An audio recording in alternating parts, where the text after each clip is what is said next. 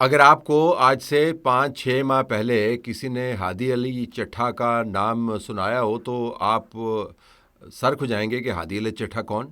اپنے حلقہ احباب میں تو شاید وہ جانے پہچانے جاتے ہوں، لیکن حلقہ احباب سے آگے ان کی کوئی شہرت نہیں تھی۔ اب ہادی علی چٹھا بین الاقوامی نیوز بنے ہوئے ہیں۔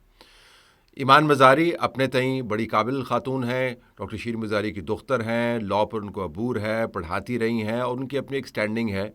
لیکن اگر آپ 2 سال پہلے ان کے بارے میں جاننا چاہیں تو ان کے ٹویٹس کے علاوہ شاید آپ کو ان کی کوئی وجہ شہرت نہ نظر آئے جس کی بنیاد کے اوپر وہ بین الاقوامی خبروں کا مرکز بنے۔ آج وہ بھی بین الاقوامی خبروں کا مرکز ہے۔ آج وہ پاکستان کے حوالے سے ہادی علی چٹھا اور ایمان مزاری بیگم اور شوہر بین الاقوامی طور پر پاکستان کے اوپر سب سے بڑی خبروں میں سے ایک خبر بنے ہوئے ہیں۔ کیوں؟ کیونکہ ریاست کے چند اداروں کا خیال ہے کہ ان لوگوں نے ریاست کے اداروں کی تذلیل کی ہے، انہوں نے دہشت گردی کو پھیلاؤ دیا ہے اور ایک طویل اور متنازع مقدمے کے بعد ان کو سزا دے دی گئی ہے، اور سزا بھی جھولی بھر کے دی ہے، چھوٹی موٹی سزا نہیں دی۔ یہ آپ کے سامنے ہے، طویل المدت سزا دی ہے، جیسے ان سے بھیانک جرم کسی نے کیا ہو یا نہ ہو۔ یہ میں آپ کو پہلے بتا دوں کہ ایمان مزاری اور ہادی علی چٹھا کی جو قانون کے معاملات کے علاوہ معاملات ہیں، میں ان سے بالکل اتفاق نہیں کرتا۔ بعض چیزوں کے اوپر تو شدید اختلاف رکھتا ہوں، لیکن یہ اختلاف اتنا ہی ہے جتنا ان کو مجھ سے اختلاف ہو سکتا ہے۔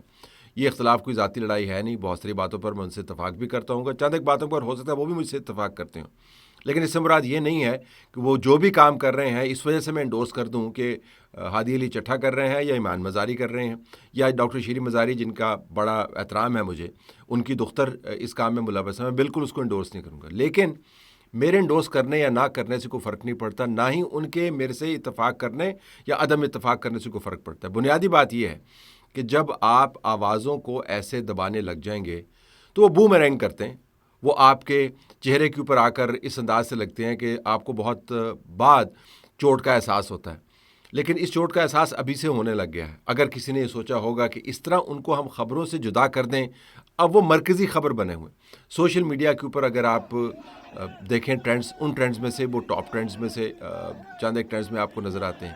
اگر ویڈیو سرکولیٹ ہو رہی ہوں، آپ اس کے اوپر جیسی مرضی کومنٹری ڈال دیں، آپ کہہ دیں کہ یہ کیا ڈرامے کر رہے ہیں، اسلام آباد ہائی کورٹ کے اندر ایسے لوگوں کو کیا عام لوگوں کو سہولت میسر ہوگی، گانے پیچھے بج رہے ہیں اور وہ بیٹھے ہوئے ہیں وہاں پر، گرفتاری سے پہلے کی بات کر رہا ہوں، اور گرفتاری کے لیے جب آپ جا رہے ہیں تو ٹیچی کیس ساتھ لے کے جا رہے ہیں، یہ آپ کیا کر رہے ہیں؟ یہ آپ خبریں بنوا رہے ہیں۔ لیکن اگر خبریں رکوانا مقصود تھا تو مقصد تو حاصل نہیں ہوا، خبریں اس سے 1000 گنا زیادہ بن رہی ہیں۔ تو ایک تو یہ ذہن میں رکھیں کہ اس طریقے سے آج کل کے دور میں آپ معاملات کو کارپٹ کے نیچے نہیں ڈال سکتے۔ اب آ جائیں کہ سزا کے اوپر، جب آپ سزا دیتے ہیں تو اس کا مطلب ہے کہ آپ سرزنش کرتے ہیں اور ان لوگوں جن کو سزا دی ہوتی ہے ان کے معاملات کو سیدھا کرنے کی کوشش کرتے ہیں یا ان کو سیدھا کرنے کی کوشش کرتے ہیں۔ اس سزا کے نتیجے میں کیا یہ ہوا؟ یہ بالکل نہیں ہوا، سیدھے نہیں ہوئے۔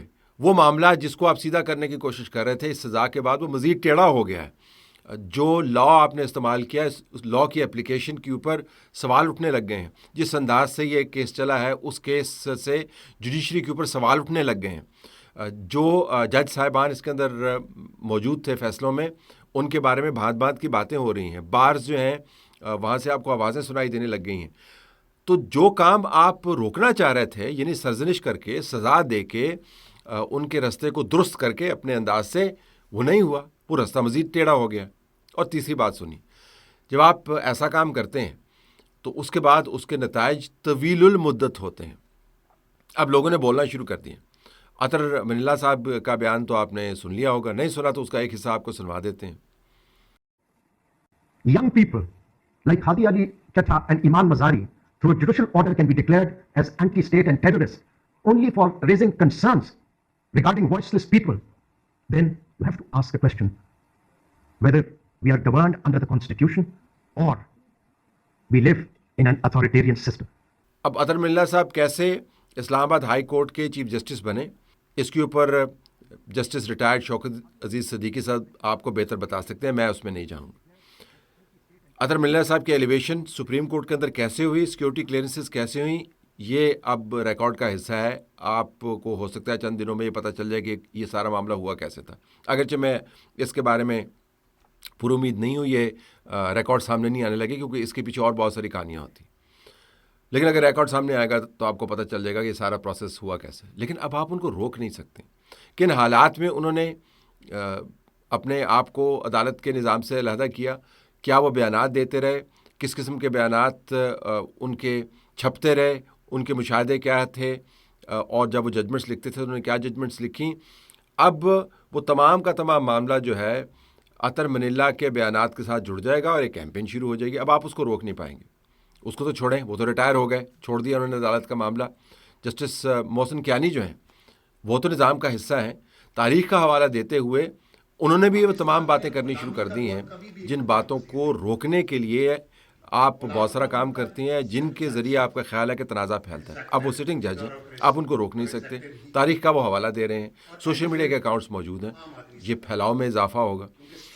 ये याद रखिएगा कि जब शौकत अजीज़ सिद्दीकी का स्टेटमेंट चल रहा था तो उसके बाद जो इंटरव्यूज़ करने वालों में से जो पहला इंटरव्यू मैंने उनको किया, वो इंटरव्यूज़ चले नहीं, क्योंकि ख्याल ये किया जा रहा था कि वो इंटरव्यूज़ रोक के हम तारीख़ का धारा रोक लेंगे।